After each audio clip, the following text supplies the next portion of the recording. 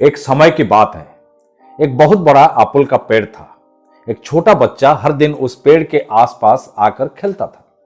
वो पेड़ के ऊपर चढ़ता था, पेड़ से अपुल तोड़कर खाता था, पेड़ की छाया में आराम करता था। वो बच्चा पेड़ से बहुत प्यार करता था और पेड़ भी बच्चे से प्यार करता था। बच्चा धीरे धीरे बड़ा हो रहा था। आजकल वो पेड़ के साथ ज्यादा देर तक खेलने लगा था। एक दिन वो बच्चा पेड़ के पास आया। वो दुखी लग रहा था। पेड़ ने उसे खेलने के लिए कहा। बच्चे ने कहा, अब मैं बड़ा हो गया हूं, अब मुझे पेड़ के साथ खेलना पसंद नहीं, मुझे खिलौने चाहिए। खिलौने खरीदने के लिए मुझे पैसे चाहिए।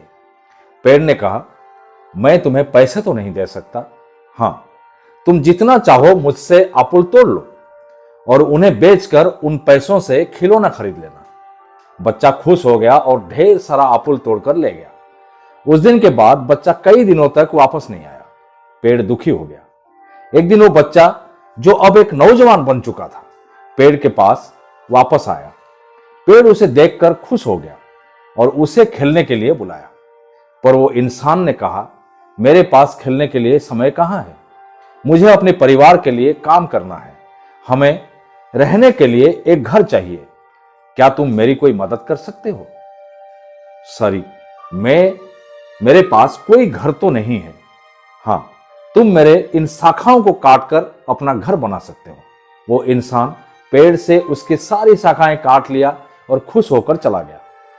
पेड़ उसे खुश देखकर खुशी से झूम उठा।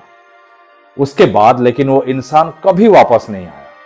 पेड़ फिर से दुखी हो गया। एक बार गर्मियों के दिनों में वो इंसान वापस आया। पेड़ उसे देखकर खुश हुआ। पेड़ ने उसे कहा, आओ मेरे साथ खेलो।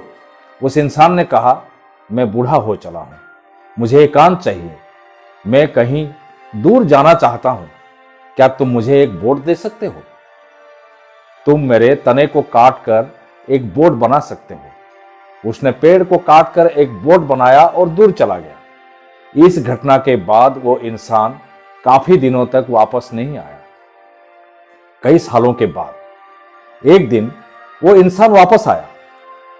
मैं शर्मिंदा हूं बच्चा, तुम्हें देने के लिए मेरे पास और कुछ नहीं बचा है। पेड़ दुखी होकर कहा, तुम्हारे लिए मेरे पास अपुल भी नहीं है।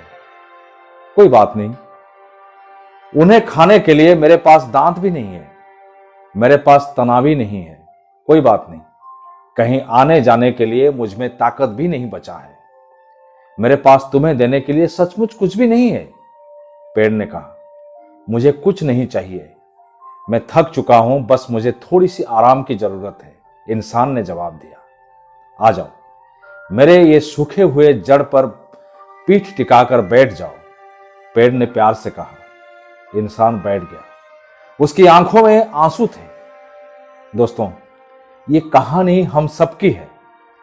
हमारे माँ बाप इस पेड़ की तरह हैं, जिनके साथ हम बचपन में खेलते हैं, पर बड़े होने पर परिवार के नाम से हम उनसे दूर हो जाते हैं। हम उनके पास तभी वापस आते हैं जब हमें उनकी जरूरत है या फिर हम किसी मुसीबत में होते हैं।